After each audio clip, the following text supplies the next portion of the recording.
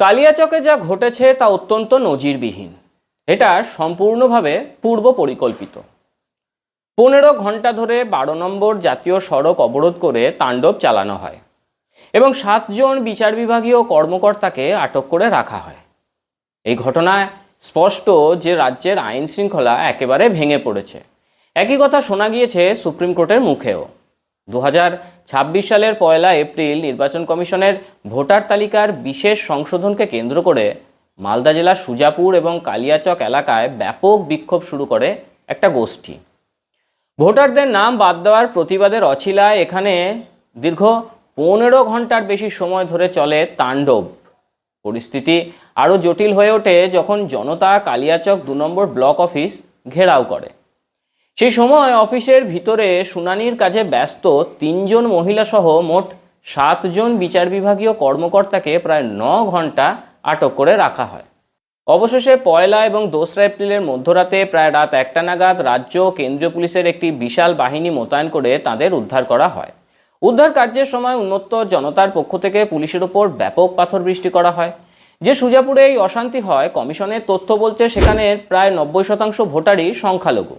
সন্দেহজনক ভোটারদের নাম খতিয়ে দেখার জন্য নির্বাচন কমিশনের আইনি এবং প্রয়োজনীয় পদক্ষেপ থেকেই এই অশান্তি শুরু হয়। শুধুমাত্র সুজাপুরেই মোট 2,69,000 ভোটারের মধ্যে প্রায় 1,35,000 ভোটারকে যাচাইয়ের জন্য রাখা হয়।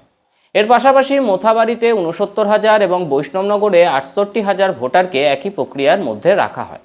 বিক্ষোভকারীরা নির্দিষ্ট কিছু তথ্যকে অস্ত্র হিসাবে ব্যবহার করে। এই যেমন ধরুন, শিলামপুর 1 গ্রাম পঞ্চায়েতের একটা বুথ থেকে 427টি নাম বাদ দেওয়া হয়েছিল। এটা দেখিয়ে তারা বড় আকারে আতঙ্ক ছড়াতে থাকে। বিক্ষোভকারীরা বাঁশের লাঠি, টায়ার, আসবাবপত্র এবং ভাঙা কাচের বোতল ব্যবহার করে রাস্তা অবরোধ করে। তারা দীর্ঘ সময় অবরোধ চালানোর জন্য রাস্তায় বসে রান্নাও করতে থাকে। ঘটনাস্থলে থাকা সাংবাদিকদের উপরেও সেদিন হামলা করা হয়। বড় সংবাদ মাধ্যম যেমন এবিপি আনন্দের রিপোর্টার সোমক লাহিড়িকেও মারধর করা হয়, যাতে সত্য খবর মানুষের কাছে না পৌঁছায়। যারা এই অশান্তি করছিল তাদের দাবি ছিল একেবারে স্পষ্ট, যেসব নাম বাদ দেওয়া হয়েছে সেগুলো আইনি পদ্ধতিতে নয়, তাদের তাণ্ডবের চাপে রেখে দিতে হবে। বিজেপির দাবি, সাংবিধানিক ব্যবস্থার উপর এই প্রকাশ্য আক্রমণ আসলে মুখ্যমন্ত্রী মমতা বন্দ্যোপাধ্যায়ের লাগাতার প্ররোচনার ফল হিসেবে, যাতে তিনি নিজের অবৈধ ভোট ব্যাংকে রক্ষা করতে পারেন। গেরুয়া শিবিরের অভিযোগ, নির্বাচন কমিশন এবং ভোটার তালিকা সংশোধনের প্রক্রিয়াকে বারবার আক্রমণ করে মুখ্যমন্ত্রী মমতা বন্দ্যোপাধ্যায় মৌলবাদীদের আইন নিজে হাতে তুলে নিতে উৎসাহিত করেছেন। এই ঘটনা গোটা রাজ্যের জন্য এক ভয়াবহ, ভয়ঙ্কর সতর্কবার্তা। তৃণমূলের রাজনৈতিক আশ্রয়ে একটা বিশেষ গোষ্ঠী অবৈধ অনুপ্রবেশকারীদের রক্ষা করতে গিয়ে দেশের বিচার ব্যবস্থা এবং গুরুত্বপূর্ণ পরিকাঠামো ধ্বংসের পথে ঠেলে দিচ্ছে। ভারতের আভ্যন্তরীণ নিরাপত্তার জন্য চরম হুমকি এটা। সীমান্তবর্তী জেলাগুলিতে ভোটার যাচাইয়ের বিরুদ্ধে চলা এই পরিকল্পিত হিংসা গ্রেটার বাংলাদেশ গড়ার সক্রিয় পরিকল্পনারই একটা স্পষ্ট প্রমাণ। কালিয়াচক এবং সুজাপুর এলাকায় বিপুল সংখ্যক সন্দেহজনক ভোটার রয়েছে, যা বদলে দিচ্ছে ওই অঞ্চলের জনবিন্যাস। শাসক দলের বিরুদ্ধে অভিযোগ রয়েছে ওই সন্দেহজনক ভোটারদের ভোট ব্যাংক হিসাবে ব্যবহার করার। এসআইআরের বিরুদ্ধেই তীব্র এবং হিংসাত্মক তাণ্ডব আসলে অবৈধ অনুপ্রবেশকারী এবং রোহিঙ্গাদের রক্ষা করার মরিয়া চেষ্টা, যাদের বেআইনিভাবে ভোটার হিসাবে নাম তোলা হয়েছে। বিচার বিভাগের কর্মকর্তাদের ভয় দেখাতে এবং নির্বাচন কমিশনকে চাপে রাখতে চাইছে এই অশান্তি সৃষ্টিকারীরা।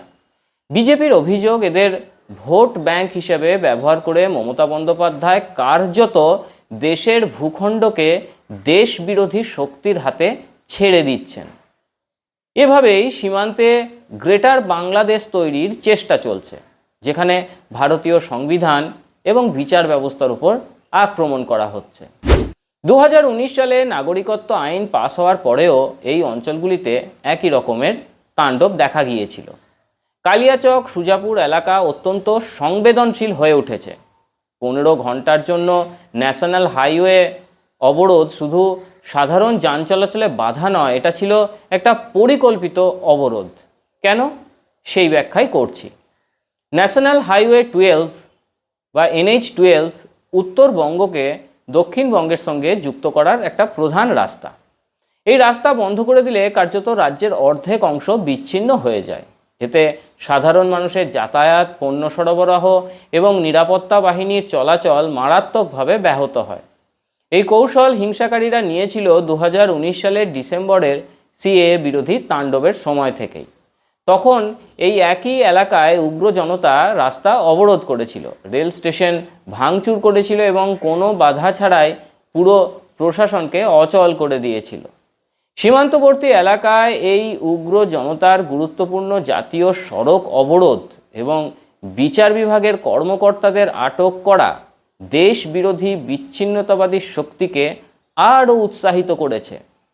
এই ঘটনায় সুপ্রিম কোর্টের হস্তক্ষেপ এবং মন্তব্য রাজ্যের প্রশাসনিক ব্যবস্থার বড় ব্যর্থতাকে সামনে এনেছে।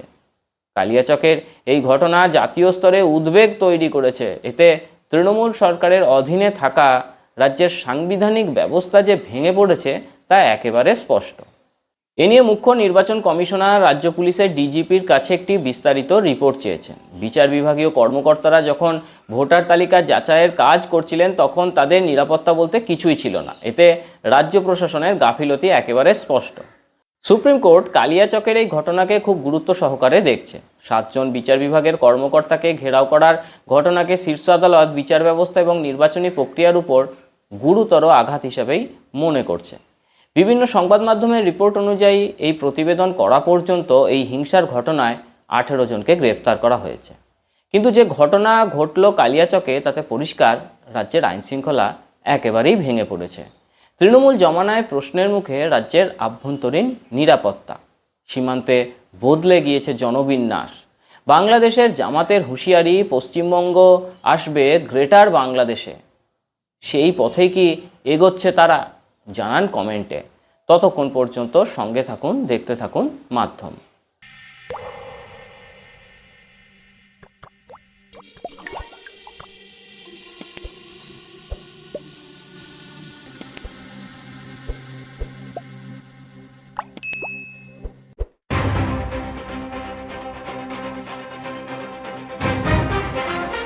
मोदी जी का विजन और उसे धरातल पर उतारने का संकल्प, डॉक्टर मोहन यादव का मिशन, प्रगति की नींव सड़क।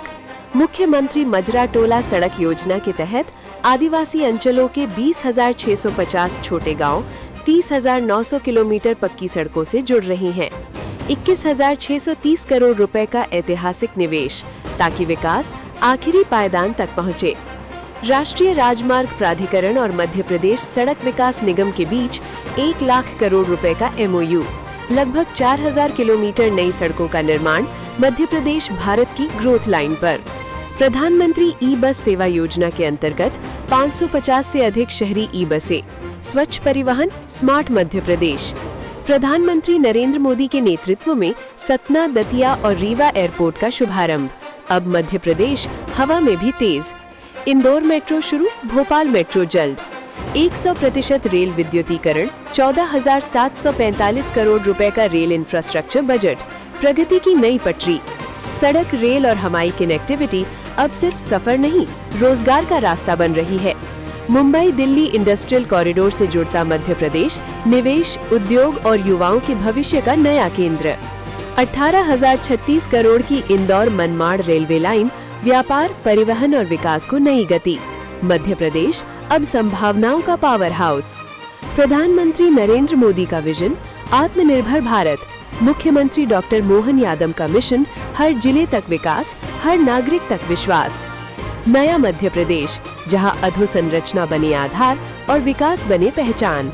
विकास, विश्वास, भविष्य।